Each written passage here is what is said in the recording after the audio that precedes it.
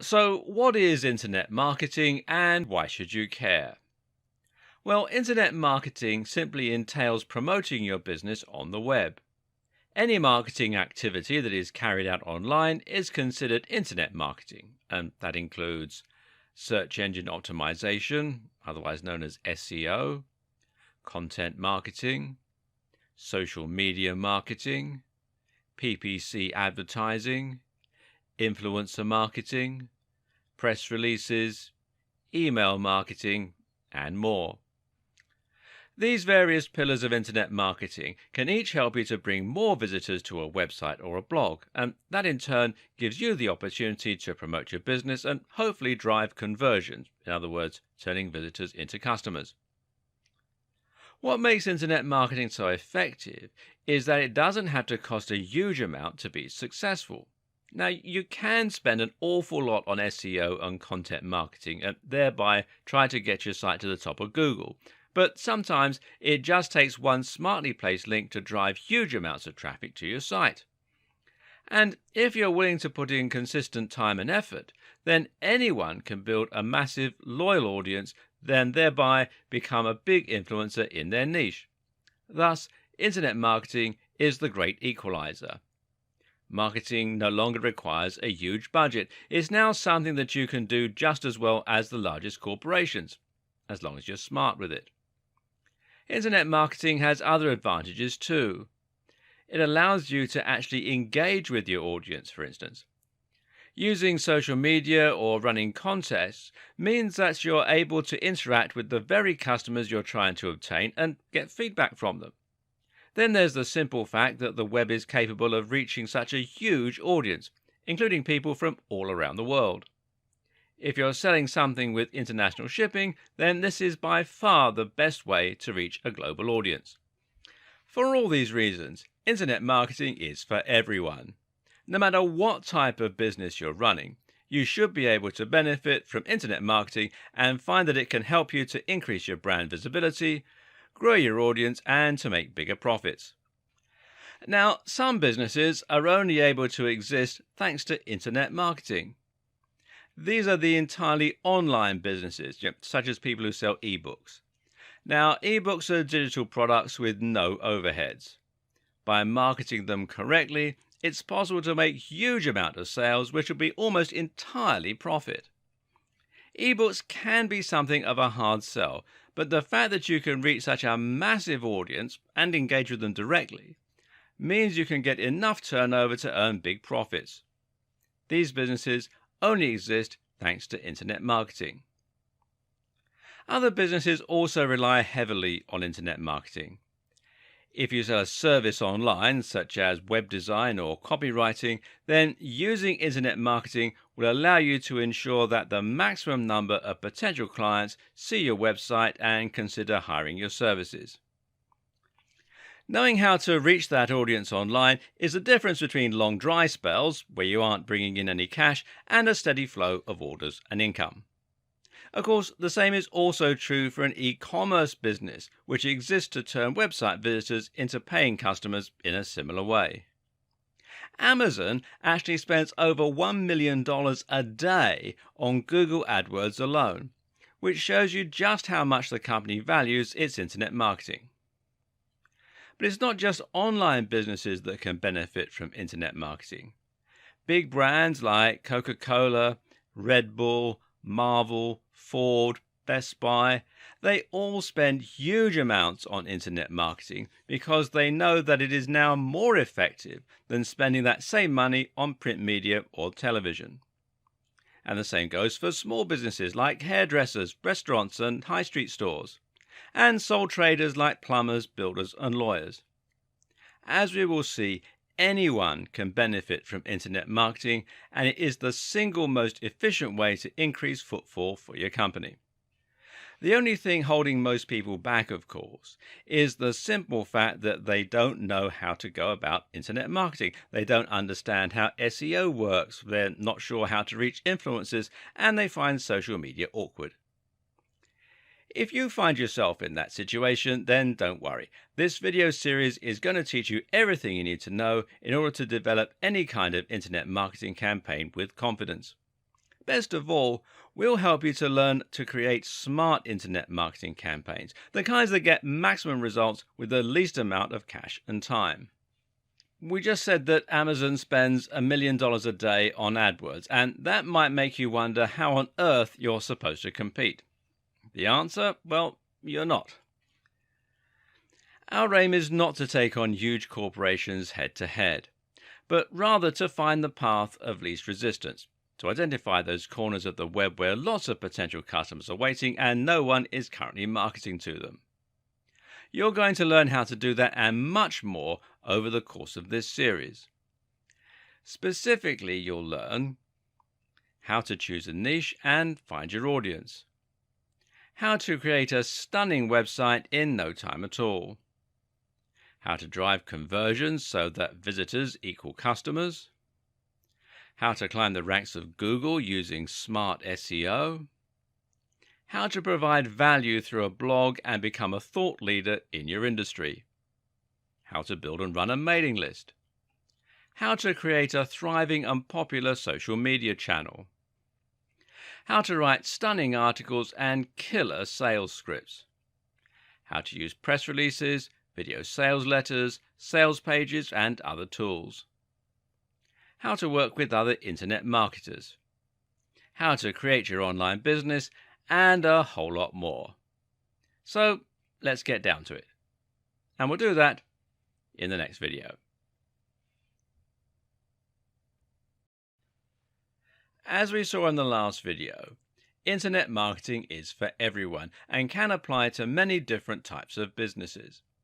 For the purposes of these videos, though, we're going to broadly categorize viewers into two groups: those with an existing business they want to promote, and those wanting to set up an online business or make money directly through internet marketing. And for now, we're going to concentrate on the second group. If you already have a business, this is still worth watching, but if you're in a rush to get to the good stuff, fast forward to the section on website creation. If your plan is to build an entirely online business and to make money either directly from a blog or perhaps by selling digital products, then the first thing you need to do is to choose a niche, or niche as some people pronounce it. The term niche in this context essentially refers to a subject matter, an industry, and an audience. In other words, a niche can be health or it can be knitting. This is what your blog is going to be about. It's what the products you sell should be about, and it will determine precisely who your business is marketed at. Choosing your niche is one of the most important steps in creating a successful online business. And the reason for this is that it will directly impact the amount of competition as well as the size of your audience. So if your subject is health, then you're going to be going up against millions of other websites, and this is going to make your life very difficult indeed. When you write a blog post on how to get abs, it's going to be incredibly difficult to get that to the top of Google, seeing as there are so many other blog posts on getting abs. Likewise, if you post in a fitness forum and mention your ebook, it's not going to stand out or be interesting because there are so many others. Conversely, though, you also need to avoid choosing a niche that is too narrow. If the niche you chose is earwigs as pets, then it will only be a matter of time before you've marketed to the majority of that audience and there's no one left to buy from you.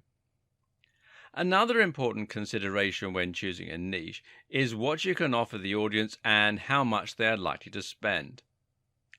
When creating a product, it's always useful to think in terms of the value proposition. Now, this basically refers to what your product is offering to the buyer and what gives it its value, which should be much greater than the face value. When you sell an ebook on getting fit, for example, the value proposition comes from the fact that your buyer will hopefully be much fitter after reading your book and applying the knowledge that they learn. So you're not really selling a book at all, but rather a sexy toned body. You're selling confidence, you're selling energy first thing in the morning, and you're selling physical attractiveness to the opposite sex. And people are willing to pay for a lot of things, meaning that you can afford to charge more for your ebook. On the other hand, if you have a book on cats, then you can only charge people for learning a bit more about their pets, which isn't something people are willing to pay as much for. It's also important to have a very clear target audience in mind. Draw up a buyer persona and think about the exact kind of person who will be interested in your product. Do they have enough disposable income? And do you know where you can reach them in order to market your product? If all that sounds a bit confusing, then the best way to pick a niche is often to find a very big and popular niche with a strong value proposition, and we're talking things like fitness, finance, business, dating, and so on. And then to narrow down to find a specific section within that niche. So, for example, you might have fitness for the over 50s, fitness for nerds, and as a sidebar, nerdfitness.com is a highly popular website. You could have fitness for X condition, whatever you want to put in, fitness for martial artists, online businesses for students, making money online for stay-at-home mums. The list just goes on. And try and think of something that is as original as possible, while at the same time making sure that there's a big audience there and that you can solve a specific need. At the same time, though, try and choose a niche that you genuinely have an interest in and some knowledge about. And this will help you to write better blog posts, and it will ensure that you don't get bored of your business over time. And this is actually one of the most important tips. So don't be motivated by money alone, or you're likely to find your business lacks staying power. Finally, think about any connections you might already have and any contacts. If you happen to know the editor of Gardening magazine, then creating a business in the gardening niche just makes sense. Likewise, if you're a prominent member of a big forum dealing with health, then this is a very logical niche to choose, as you'll be able to post about your blog there and hopefully get a big reaction. In short, try to have an entire business plan ready before you even begin writing. Know your strategy, know your end game, and let your niche dictate all that. The next thing you need to do is to create a stunning website. Now, this is highly important, as your website is what's going to create the first impressions for your visitors and give them the confidence to buy from you. Now, this makes all the difference. Think about your own experience, whether you're looking online for a place to eat, for a specific product to buy, or a blog to read. If the website is well designed, then the chances are that you'll feel comfortable there. If the font is large and crisp, then it will be pleasant for people to read. If the logo is well designed and high definition, then it will create trust for your brand. If the navigation is simple and fluid, then visitors will be able to find their way around the site. And if the Buy Now button looks official and secure, then people will be much more comfortable entering their payment details. How many times have you loaded up a website to get some information or to order food, only to be immediately put off by the dated design and leave? Now, don't let this be the experience that your visitors have of your website. Make sure that it looks clean and professional, and don't accept anything that is less impressive than the very top players in your niche. If you want to be taken seriously, then that is what it takes. So, how do you go about creating such a website? Well, the good news is that these days it's very easy with WordPress. WordPress is, of course, a content management system and site building tool. You install it on your server, and this is usually available through the tools provided by your hosting provider, or you can download the files from here at wordpress.org.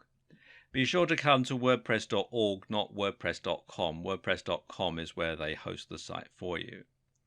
And then you'll be able to log into a backend and choose a theme and layout while adding posts and features easily. And WordPress is by far the most popular tool today for building websites, and it powers many of the biggest brands on the net. For example, some of the BBC websites run on WordPress, as do the blogs that Forbes magazine hosts, and Wired also is run by WordPress. And it's free and it has a huge number of different features. It has support from a massive online community and nearly endless customizability. In other words, there really is no reason not to use WordPress. It's a tried and tested commodity and it makes things quicker and faster for you while still resulting in a highly professional looking end product. Now, once you've installed WordPress, you should then look into adding a professional looking theme. Now, thankfully, these can also be added very simply by looking at the themes available through WordPress itself or by buying them from various theme stores. And a good one is themeforest.net. And you can see here they've got, at the time of making this video, 31,056 website templates and themes, and as you can see here, prices start at around $2, so it's well worth a visit.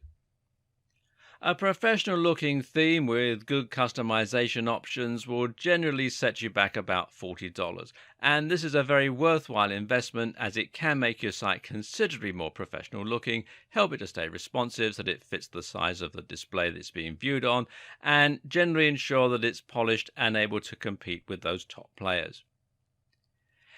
You also need a great logo, which will help you to brand your business and will give you more marketing options. A good logo needs to be unique. It needs to encapsulate what your business is all about, try to communicate the value proposition if you can, and it needs to be crisp and high definition to look professional. If you create your logo yourself, then it's very important that you use vector files via software like Adobe Illustrator in order to make it look the part. Better yet, outsource this job to someone else. Consider using 99 Designs, which is 99designs.com, or if you're in the UK like me, it'll redirect you to 99designs.co.uk, or perhaps Fiverr, which is Fiverr with 2Rs.com. There are many different aspects to good internet marketing, which include SEO, press releases, social media marketing, influencer marketing, and more. Once upon a time, internet marketing could mean simply picking one of these facets, such as SEO, and then trying to spam it until a site got to the top of Google and started getting thousands of views. Today, though, this method just doesn't work, and in fact is much more likely to get you penalized by Google. Today, the only way to succeed online is by delivering quality, and the best way to do that is by updating your blog regularly. This is the central tenet of content marketing, and as you'll see, content marketing can provide the backbone of your entire digital marketing strategy. So, just what is content marketing? Well, essentially, content marketing means that you're going to promote your website via content, and you're going to use this to bring more people to your website and get them to engage with your brand. People are not going to visit your website or blog out of the goodness of their heart. They will go there because they're looking for something, and that something will normally be content. People use the web to find information, for entertainment or for news, all of which means content. Your core strategy is going to be publishing content on a blog regularly and using this as a way to gradually bring in more and more visitors. Eventually, this should allow you to establish trust and authority within your niche and build up a big following of regular readers who want to find your content. Your content is also what you're going to use to succeed in the various other types of internet marketing. Over the next few videos, you'll see how content is essential for SEO as well as for social media. And that's because content is what people are searching for on Google, and it's what you will mainly share on social media. But the aim is not to bring people to your site in the short term to make sales. Rather, your aim is to get people to subscribe to your site, to bookmark it, and to read it regularly. The way this works is simple. First, a visitor finds your site on Google or via a social media post. The article looks and sounds interesting. They read it and hopefully they have a good experience. but that's not going to lead to a sale, and it's not going to lead to a subscriber in most cases. Rather, they will just make a mental note that your site was reliable and interesting, and so if they see a post from you again on their travels, they will be more likely to read it next time. It's important that your branding and web design is strong, and this will ensure that they recognize the fact that they're returning to a website that they've already been to once before. Eventually, you'll get to the point where they have a question and they decide to turn to you for advice. They know you're reliable. They know they enjoy the way that you write, and so it makes sense that they'll seek you out when they want to know something. At this point, you have their trust, and it will be much easier for you to persuade them to make a purchase or to read your site regularly. Eventually, they'll become regular subscribers and they'll start actively looking into whatever you're posting next. This will mean you have a captive audience, and the next time you want to sell a product, you'll be able to. And no, this strategy is not just for online businesses or ebooks. This strategy can likewise work for a high street store or a hairdressing company. It's all about getting more people to read your content regularly so that you have built that audience and that trust. Of course, some internet marketing strategies might rely less on content marketing than others, but this is an activity that every business should be engaged in. And it all revolves around providing value for free. That may sound great, but the next question is, how are you going to go about doing this? How do you go about adding content to your site that is so exciting that people will want to read your site on a daily basis, especially if you aren't a writer naturally? Well, the first thing is to understand the type of content that gets read and the type of content that gets shared. And a clue here lies in a term that is generally looked down upon by the community: clickbait. Clickbait is content designed to get people to click, and very often it provides little to no value. You'll probably have seen this type of content on Facebook, and these are posts with titles like "You'll never believe what happens next" or "Top 10 X, number 7 will shock you." These titles get people to click by leveraging the power of curiosity. The titles are purposefully vague while also being emotionally charged, by telling you that you'll be shocked or outraged in some way. To look at, the articles appear to offer something completely new, unexpected, and shocking. Unfortunately, when we click on the links, very often we're met with something rather disappointing, and the reality fails to live up to the hype. Now, I'm not about to tell you to write clickbait content. But what I am going to do is to tell you to write content that is similarly shocking and interesting. What you must absolutely avoid are titles like 10 Great Ab Exercises or SEO for Beginners. These titles are contrived. We've all heard similar things countless times before, and they just fail to stand out or to look exciting. Your aim is to write something as intriguing and as shocking as a clickbait title, but then to actually deliver on the promise by making sure that the reality is every bit as impressive as what you were promising in the title. So instead of 10 great ab exercises, how about what happens if you do 100 sit-ups every night? Or anatomy of your abs, the ab muscles you didn't know you had and how to train them. Instead of SEO for beginners, how about the psychological impact of making $$ online, or how I make $200 a day from a site I built last year? These titles are inherently more interesting because they're different, because they have a human element, and because they promise real value. If you use those kinds of titles, you'll get clicks, especially if you post them to the right forums.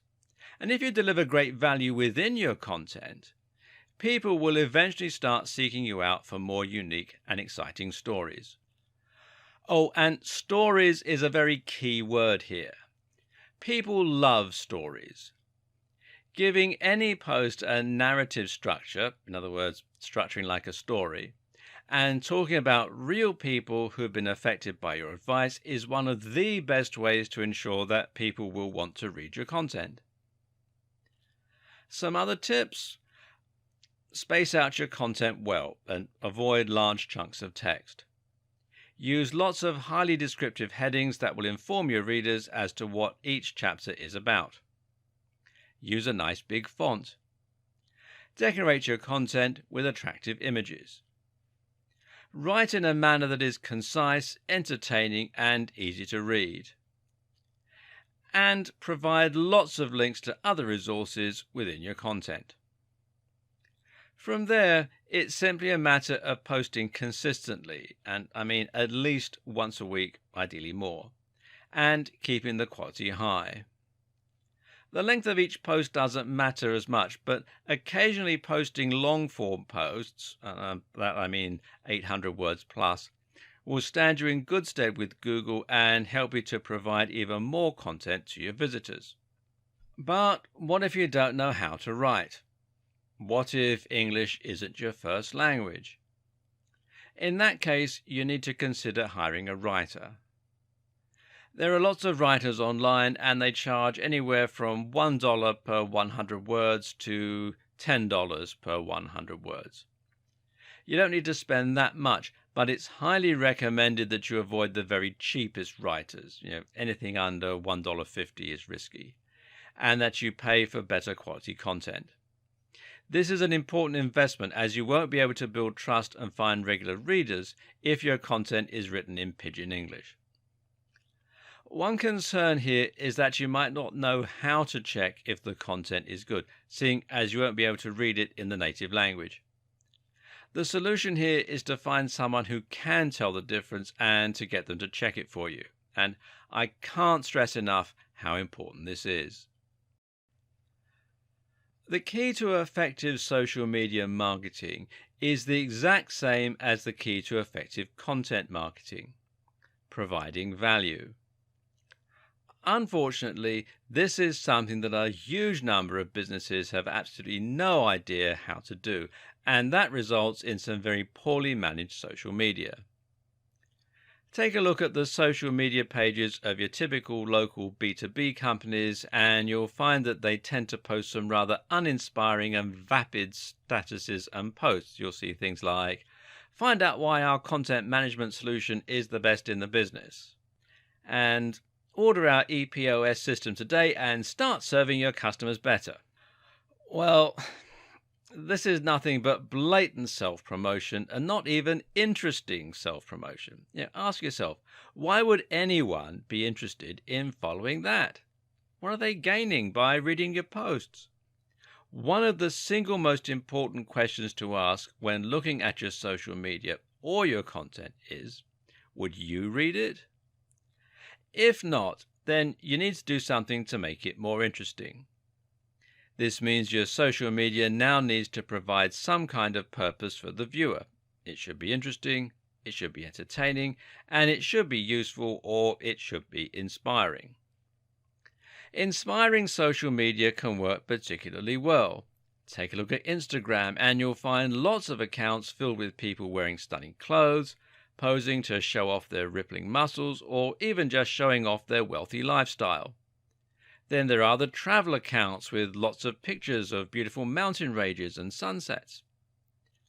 Why do these work?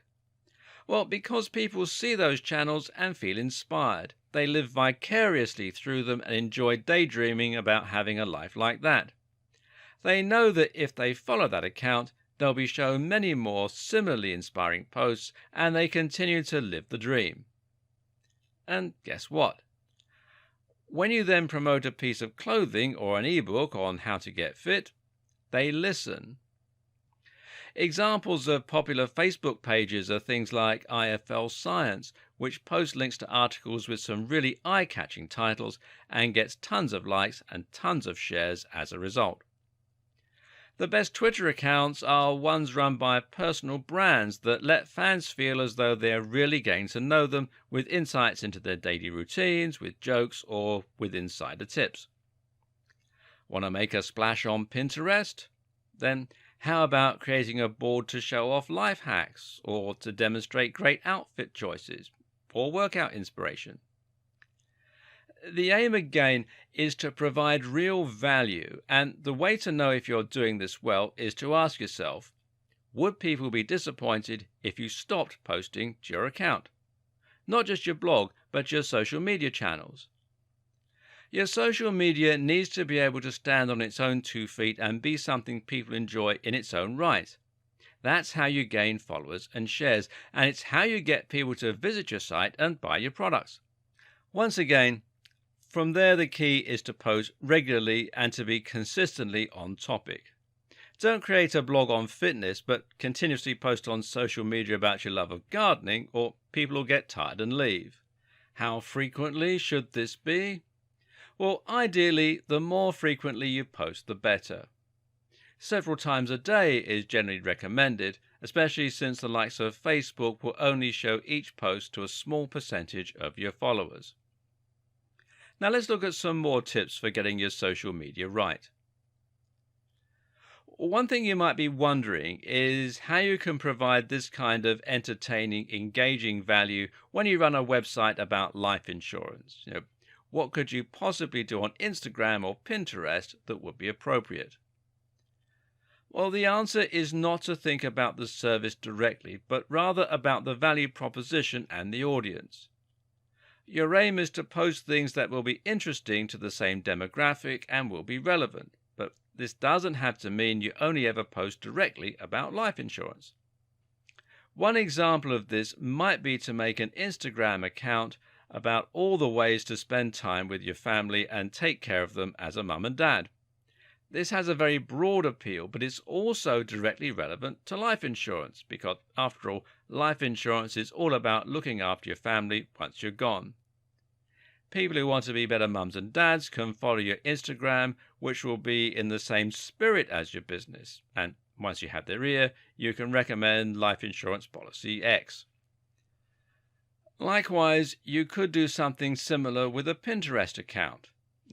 How about making all this about ways to save money as a family?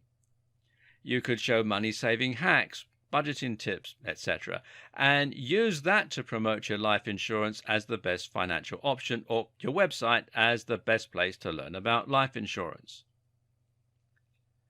Another important tip is to think about your audience and who they are. If you want people to share your posts, and this is the best way to ensure they reach the maximum number of people, then you need to be sure you're targeting your audience specifically.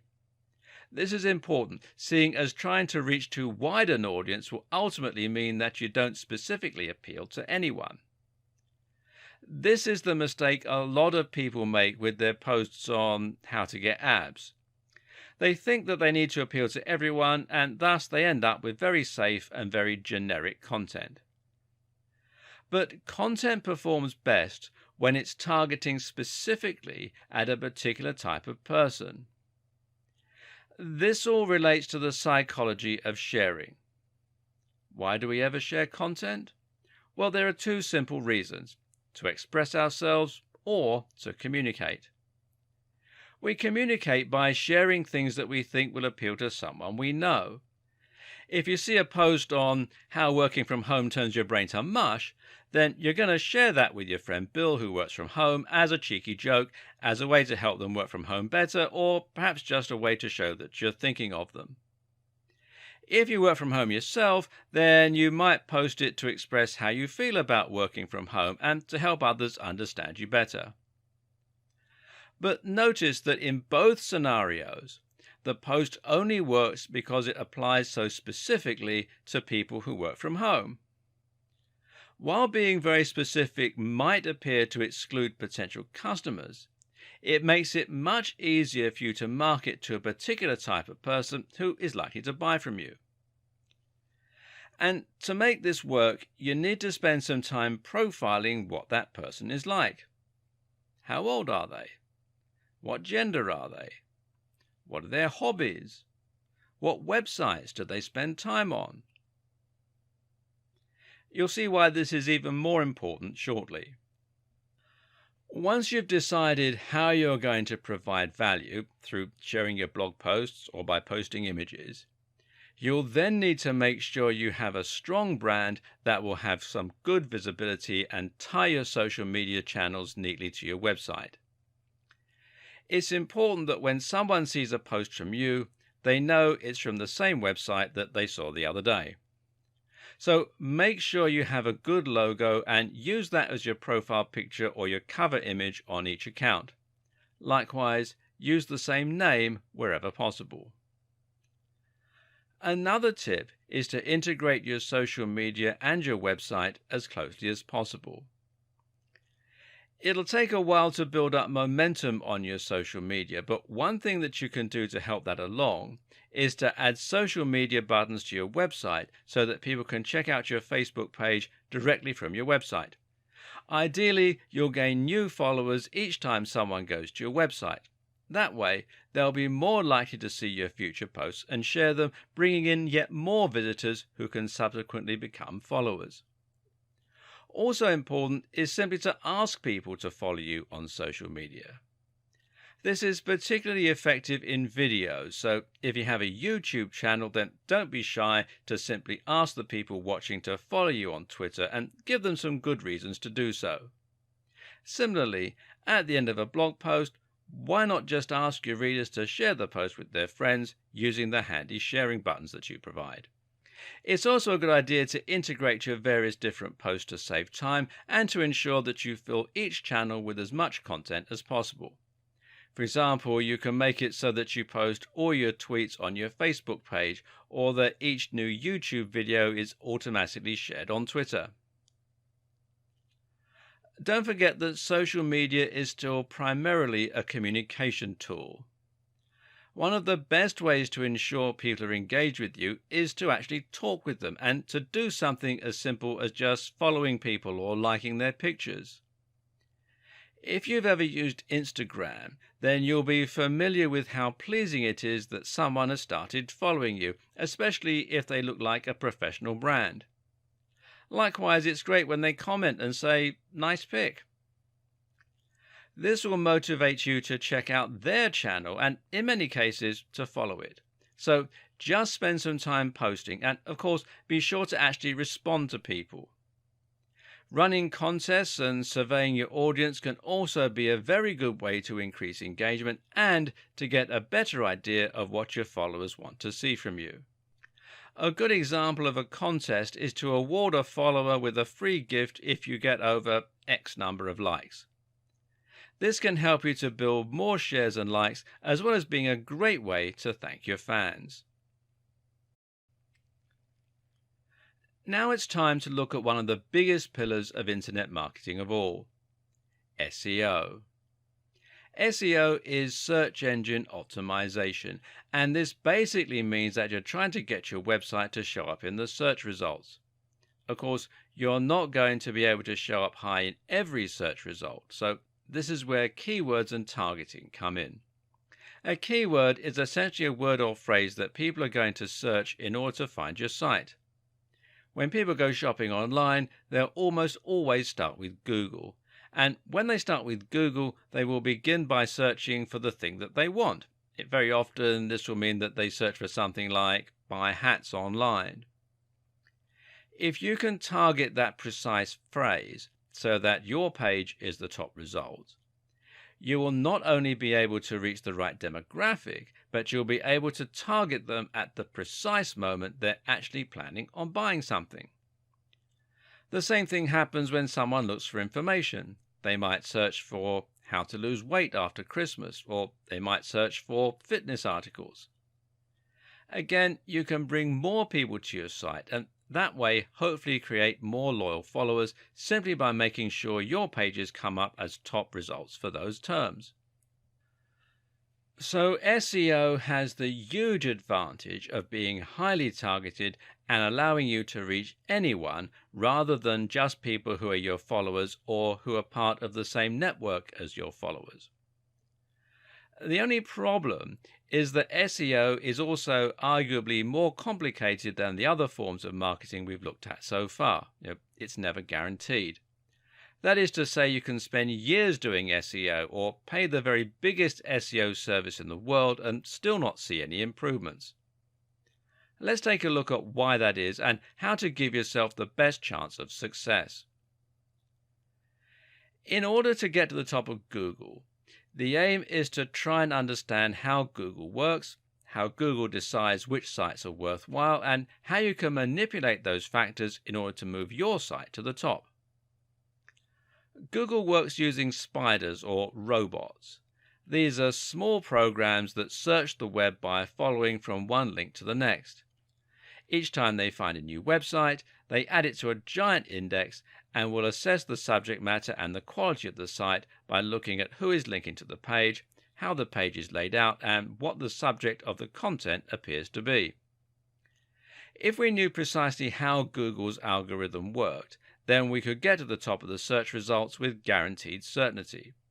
As we don't know this though, all we can do is make educated guesses and hope that these get us to the top of Google.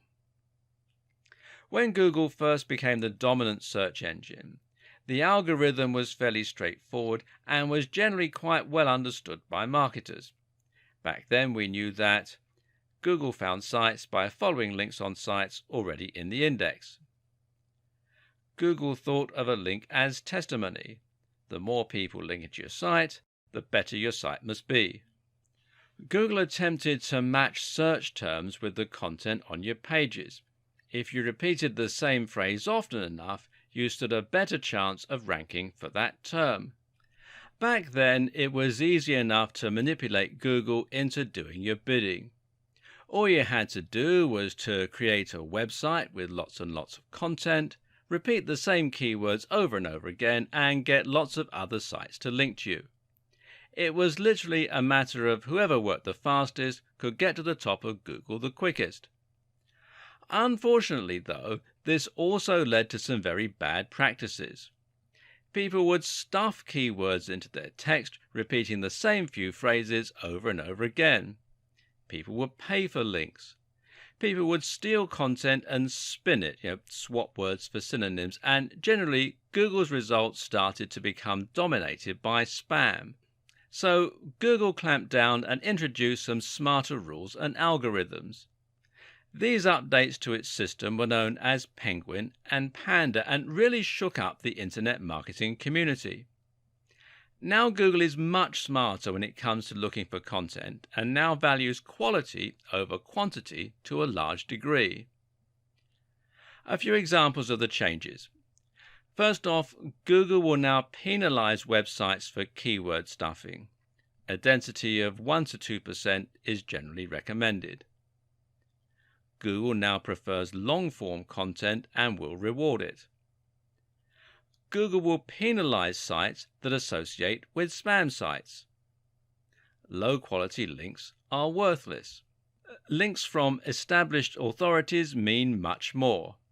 A single link from Harvard is worth 1 million links from spam sites. Google now understands synonyms and related terms and will look for you to have written around a subject. Google penalizes links that are from sites that aren't related to yours.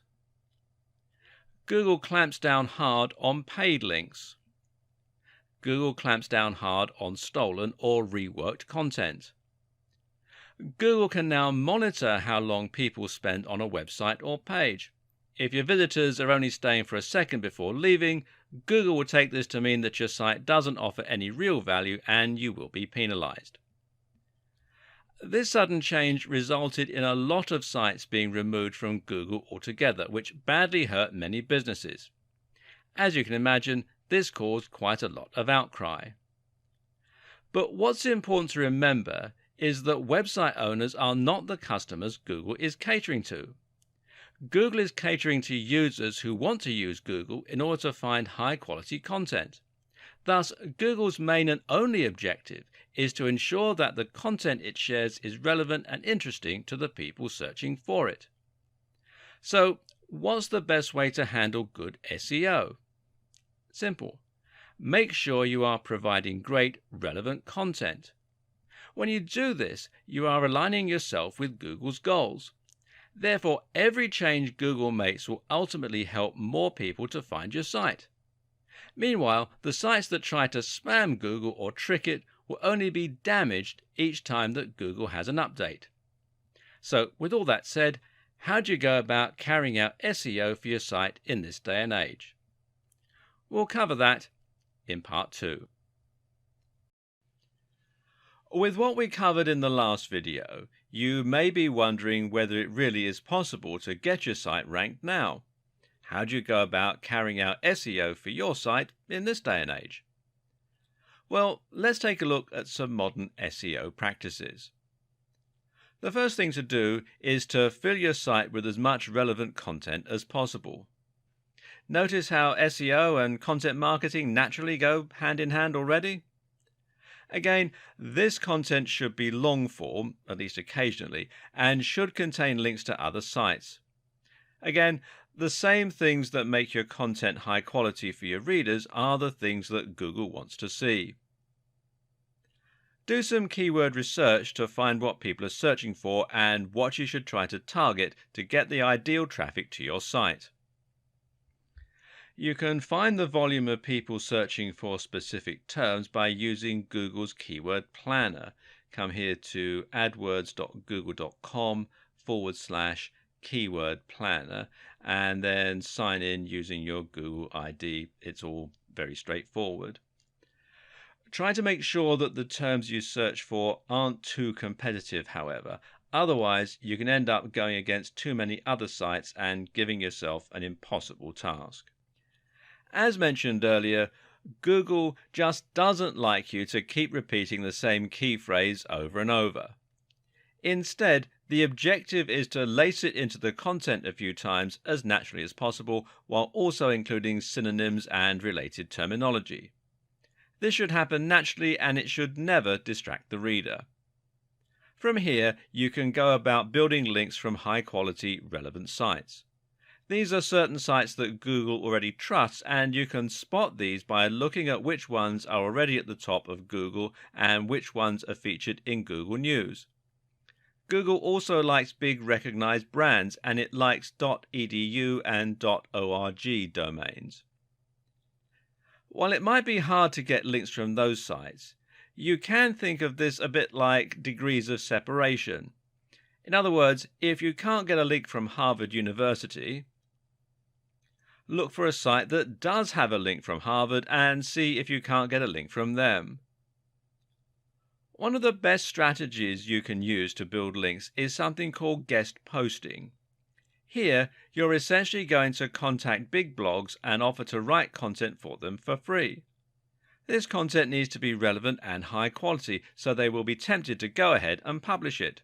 Rather than charging for your writing, what you then do is make it part of the deal that you will get a link back to your website within the body of the text. One way to avoid going head-to-head with the biggest players in your niche is to focus on local SEO. Local SEO is simply SEO that places local keywords front and center. So if you live in Santa Monica and you run a hairdresser, then you would try to rank for Santa Monica hairdresser, and you would build links from other local companies. It's much easier to become number one for a specific search term like this. Even if you're running an international business, it can be a good idea to start local and then branch out once you've built a local momentum. Lastly, a few things that can help to keep you in Google's good books. Avoid anything that looks spammy or manipulative. Try to avoid patterns and encourage your visitors to share your links online. That's what Google really likes to see, sites with lots of links on the strength of their quality. One way to do this is to write link bait. This is content that is so useful, so interesting, or so shocking that other people want to link to it and include it in their debates or share it with friends. When creating your links, avoid trying to use only your keywords in the anchor text. Sometimes the best anchor is just click here or this article. Again, it looks more organic and natural and means Google won't think that you're paying for your links. Now, don't try and trick Google. Just create high quality content for your readers while keeping Google's algorithms in the back of your mind. One of the great things about SEO is that once you've climbed to the top, it doesn't have to cost you all that much to stay there. The problem is it can take an awfully long time to get to that point. PPC, meanwhile, offers you the precise opposite strengths and weaknesses. PPC stands for pay-per-click and is the main form of advertising online. Pay-per-click essentially means that as an advertiser, you only get charged each time somebody actually clicks on one of your adverts. So, in other words, it doesn't cost you anything to have your advert published on a website. If no one ever clicks on it, you'll never pay a cent. But each time someone does click on it, you'll be charged X amount of money. This has a lot of handy advantages, as do many of the other features of PPC. So let's dive in and take a closer look. So how much exactly do you pay for each click? And where will your ads show? What's the best way to make the most money from it? Well, essentially, you get to decide precisely how much you want to pay for each click. The caveat is, the less you pay, the less your advert will get seen. That's because ads are shown based on a bidding system. Whenever a space becomes live, all of the relevant ads will be compared and the one that pays the highest will get shown. That means you can get clicks for 1 cent if you're in a niche with zero competition, but for a much more competitive industry, you can end up paying as much as $5 per click. The good news is you only pay the amount you need to beat the next highest competition. So if your maximum bid is $5, but there's only one competitor who's paying $1, you'll get the ad for $1.01. As well as setting how much you're willing to pay, which is known as your minimum bid, you can also set how much you're willing to pay per week or per month. This is your budget, and by setting this, you can ensure that you never spend more cash than you have. The great thing about this system is it means you can actually guarantee ROI for your business. You do this by calculating how much it's going to cost you to bring each new visitor to your site, which will be equal to your CPC, or cost per click. You then look at your conversion rate, in other words, what percentage of new visitors become paying customers, and then you compare these numbers. So if 1 in every 100 visitors buys something from you, in other words, a 1% conversion rate, and your product earns you $50 per sale, that means each visitor is worth $50 divided by 100, or 50 cents. As long as you're paying less than that per click, you should earn profit from the campaign. This also means you'll need a daily budget of a certain amount in order to see daily returns. There is another great benefit to PPC advertising too. It allows you to target specific types of visitors very precisely. Targeting means ensuring only people you really want to see your ads will see them, and that can prevent you from wasting money advertising to people who won't be interested in buying from you. If you're selling skateboards to skaters, you should find your conversion rate goes up significantly versus trying to sell pens to skaters. So, how does all this work? Well, there are two main PPC programs out there at the moment. These are Facebook ads and Google AdWords. There are some others, but they aren't so big. Google AdWords show ads on search terms, and in that way it works just like SEO. Your aim here is to make sure that you're paying for your ads to show up on search terms with enough viewers and that are targeted to your precise audience. You can do this using local search terms again, or you can do it by using search terms that specifically relate to your niche. And you can see the ads are here at the top where it says ad. Quite often they'll also have them down here on the right hand side in a search result as well. Now, Facebook ads, on the other hand, gives you even more targeting options.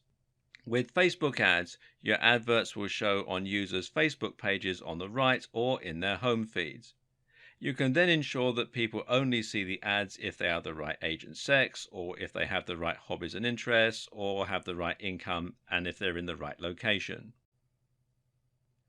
Google has the advantage of showing ads to people who are currently searching for services and products, whereas Facebook ads can be interruptive. You can even use Google AdWords as a way to test whether certain keywords are worth pursuing with your SEO. But by closely targeting only people who are likely to be interested in your product, Facebook ads allow you to avoid wasting money on clicks from people who would never have bought from you in the first place.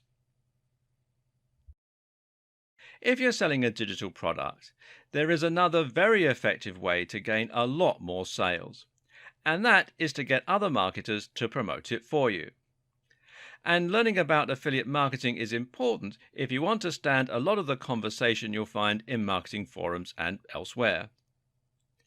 Essentially, an affiliate is someone who promotes an online product in exchange for a commission. So, if you sold an ebook for 40% commission, that would make you an affiliate. To do this, you simply use a URL that is unique to you, and then when someone clicks on that link, they will be redirected via a page that will have a cookie on their computer, and they will be identified as having been sent by you. The great thing about getting affiliates to help you promote a product is you're essentially building an army of salespeople, all of whom will be able to help you get more sales for your product. If you can sell 30 ebooks a month yourself, imagine how many ebooks you'll sell when you have 1,000 affiliates. The key to getting lots of affiliates is not to be greedy.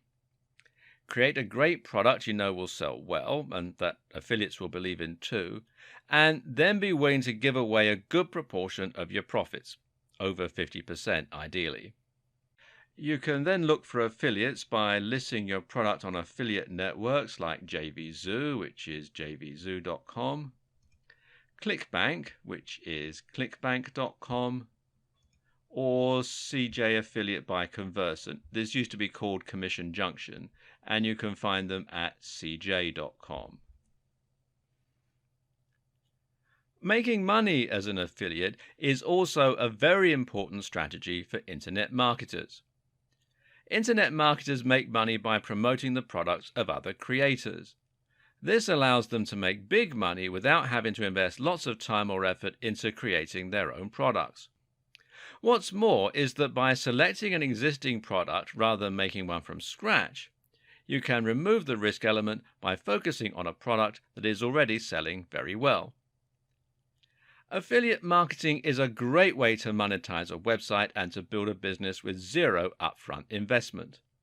Whether you are an affiliate or a product creator, you're going to find there are a few different materials and terms which come up regularly and that you'll end up using to build your campaign.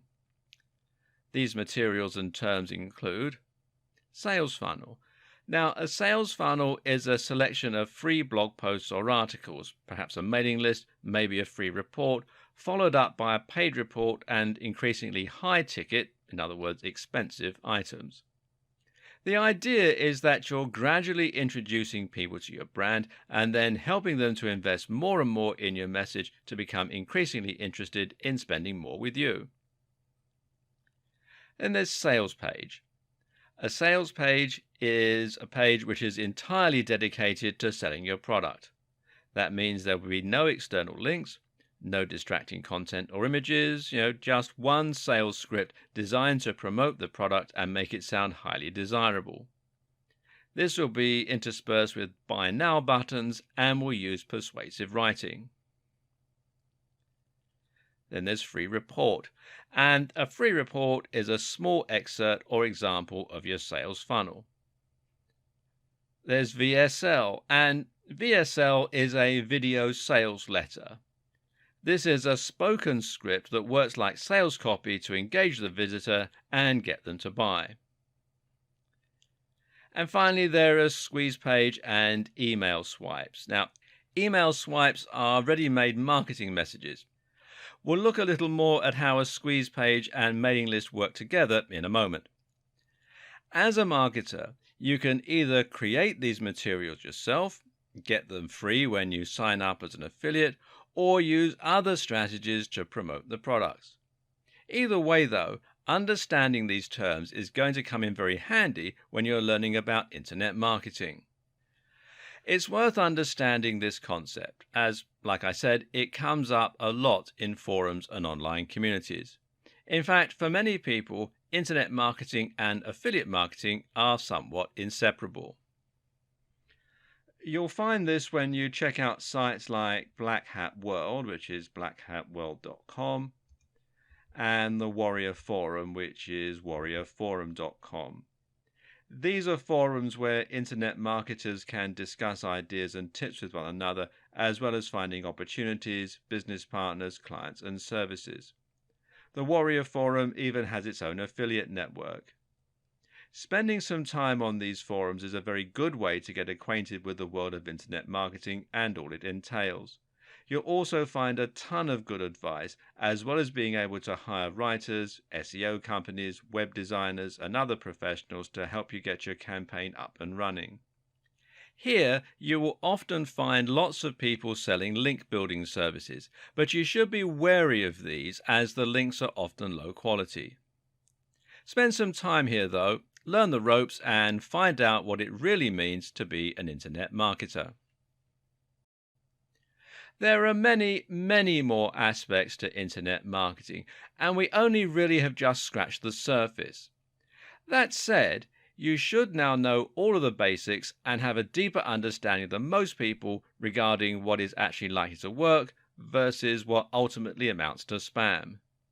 Before we go, though, there are just a few more concepts you need to familiarize yourself with. If someone lands on your site for the first time and you try to sell them a copy of your ebook or a service, you should expect to find that this is more likely than anything to just drive them away.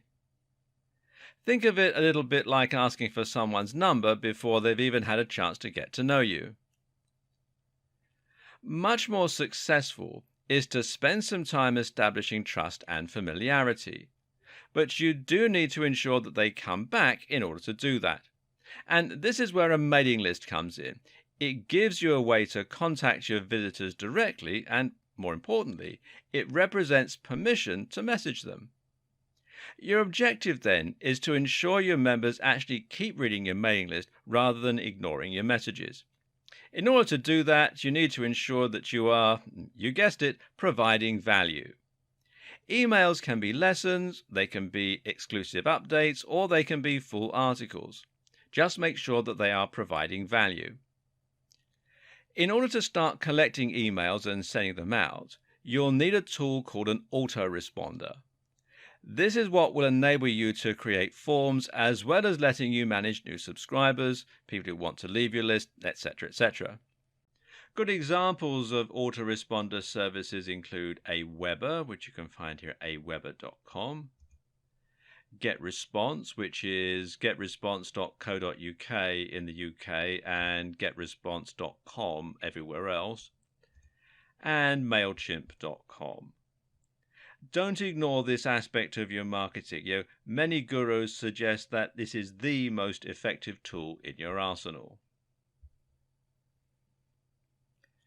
Press releases are short documents you send out to big bloggers and websites. The idea is to make your website or your product sound like news so that they will consider writing about it. The mistake a lot of marketers make is to think they can just promote their product, and that the news outlet is going to be happy to write about it and essentially provide them with free exposure. Now, this is not how it works. Like you, magazines and websites are predominantly interested in providing value to their readers, so they'll only tell you a story if it's genuinely interesting or exciting. So ask yourself, how can you make your brand something people will be interested in reading about? A publicity stunt is one answer. Doing something completely unique is another. Rather than targeting big blogs, though, why not consider targeting the smaller influencers? These are individual bloggers, YouTubers, social media stars and the like who have thousands or even millions of followers. If you can convince them to give you a shout out, you can sponsor them to do this, give them something for free or exchange favors, then that can give you instant access to a gigantic audience and potentially transform your business overnight. Finally, no matter what strategies you're using in your internet marketing campaign, it is absolutely essential that you are regularly checking your stats and analytics to ensure that you're actually making progress. Look at how many visitors you're getting daily, Look at which activities are bringing you the most customers and use this information to hone and improve your campaign over time. There are several different tools that you can use to do all this, but by far the most popular and capable is Google Analytics. If you're serious about internet marketing, then the two of you need to get acquainted. This video series has thrown a lot of information at you all at once, and there's still more to learn. Unfortunately, that's the nature of the beast. Internet marketing is a huge subject, and you will never have learned everything. Moreover, it's also a subject that is continually changing and evolving, so you'll never know absolutely everything that there is to know. But what this series has hopefully done is to A, give you a solid foundation of knowledge to get started, and B, help you to make some smart decisions and avoid some of the biggest mistakes that new marketers make. The biggest lesson I want you to take home from all this is that you should work smart, not hard. Now, that doesn't mean that you're going to be putting out a load of dross, though. Far from it. The key to getting easy wins is to create things people actually want to see and want to share. Content Google wants its users to find, and content will build trust and authority with your followers. This means writing about subjects you're passionate about, and it means bringing something genuinely different and unique to the table, and it means creating a stunning website with glorious images and a strong brand. Good SEO and good marketing means telling amazing stories and creating amazing content. And I wish you every success.